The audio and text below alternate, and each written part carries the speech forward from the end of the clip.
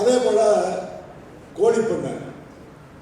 கோழிப்பண்ணையில் அந்த gold storage ஒன்று அமைச்சோம்னா நமக்கு எப்போ ரேட்டு கிடைக்குதோ அந்த அளவு. அது இப்போ நிறையா உற்பத்தி நாமக்கல் மாவட்டத்தில் கோழிப்பண்ணையில் முட்டையில் உற்பத்தி அதிகமாக இருக்குது. அதனால் ஒரு கோல்டு ஸ்டோரேஜ் குடோன் மத்திய அரசு கோல்டு ஸ்டோரேஜ் குடோனுக்கு நிறையா சப்சிடி இருக்குது.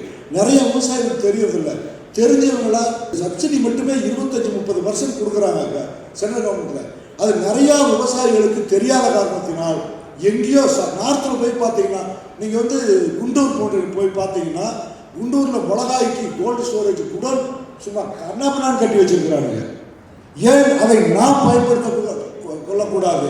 அந்த வகையில் ஒரு கோல்டு ஸ்டோரேஜ் இங்கே ஏற்படுத்துவதற்கு நான் பாடுபடுவேன். அதே மாதிரி கோழிப்பண்ணை தொழில் இன்னும் மேம்பட 100% சூரிய ஒளியை பயன்படுத்துவதற்கு திட்டம் ஏற்படுத்தி அதை முறையாக செய்ய ஏற்பாடு செய்வேன்.